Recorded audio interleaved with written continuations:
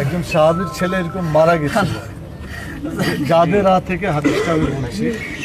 তো প্রতিদিন রাসূল সাল্লাল্লাহু আলাইহি ওয়াসাল্লামের কাছে ছেলেটা সহ উনি কথা শুনতে যেতেন, নামাজও পড়তেন, মানে কিছু বয়ান করতেন, শুনতেন।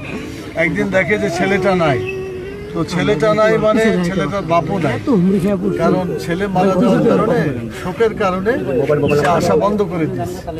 রাসূলুল্লাহ সাল্লাল্লাহু আলাইহি ওয়াসাল্লাম শেষ পর্যন্ত বললো যে চলো আমরা যাই ওই শোকাহত পিতার কাছে। তো যাওয়ার পরে তো সে আছে এবং আপনার মতো এরকম বিভিন্ন শোক প্রকাশ করছে।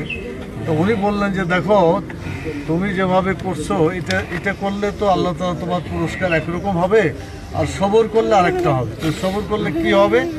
উনি বললেন যে কাল কিয়ামতে যখন আপনি মরবেন, তখন আপনার ছেলে আপনার জামার মানে একটা এক কিনারা ধরে তাকে জান্নাতে নিয়ে যাওয়ার চেষ্টা করছে, এবং যতক্ষণ পর্যন্ত তার পিতাকে জান্নাতে না নেবে ততক্ষণ সে জান্নাতে যাবে না। কিন্তু ধৈর্য ধারণ করতে হয়, যেন সবরের কত দাম। আপনি একটু মেহরবানি করে মনটা শক্ত করেন। আজকে ছেলে গেছে, কালকে তো আপনিও যেতে পারেন, আমিও যেতে পারি, অত একটু সবর করতে হবে। তো আমি খুব সংক্ষেপে দুটা কথা বলি। এক নম্বর হচ্ছে, তকদির বলে একটা জিনিস আছে আল্লাহ তাআলা। আমি কতদিন বাঁচবো, আপনারা কতদিন বাঁচবেন, সাংবাদিকরা কতদিন বাঁচবে, একটা নির্দিষ্ট সময় আছে। সেই সময়ের ব্যাপারে আল্লাহ বলছেন, ইজা জা আজালুহা লা ইস্তাখিরুনা সাআতাও ওয়া লা ইস্তাকদিমুন। মানে যখন নির্ধারিত সময় এসে যায়, এক মুহূর্ত আগেও হয় না, এক মুহূর্ত পিছনেও যায় না, ঠিক টাইমে আল্লাহ নিয়ে যান। তো আল্লাহর জিনিস যদি আল্লাহ নিয়ে যান, তখন একটা সবর করতে হয়। আর এই সবর যারা করতে পারে তাদের জন্য একটা জান্নাত আল্লাহ তাআলা দিবেন। সে জান্নাতের নাম হচ্ছে হবে, সেই জান্নাতে আল্লাহ তাআলা তাকে স্থান দিবেন। সবরকারীদের জন্য স্পেশাল একটা জান্নাত আল্লাহ তাআলা তাকে দিবেন। ও দারুল হাম, বাইতুল হাম নামক একটা জান্নাতে দেওয়া হবে। তো আপনি বাইতুল হাম নামক জান্নাতে যেতে পারবেন ইনশাআল্লাহ। আর আপনি কান্নাকাটি করলে সন্তান তো আর ফিরে আসবে না।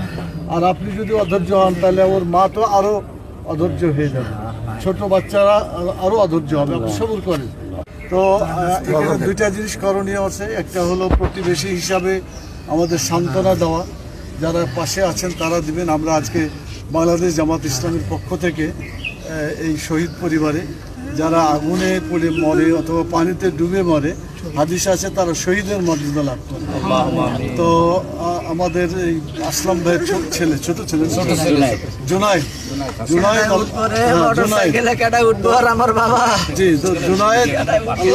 শহীদের মর্যাদা তাকে দান করেছেন, আলহামদুলিল্লাহ। আমরা দোয়া করি শহীদের মর্যাদা, শহীদের পিতা হিসাবে, পর্যন্ত বলছিলাম আমার বাপে ভাত খায় নাই, আমার বাপে তো ভাত খাইছে। আজকে দেখলাম আমার বাপের ব্যাগটা টিফিন বাড়িটা ভাত খাইছে।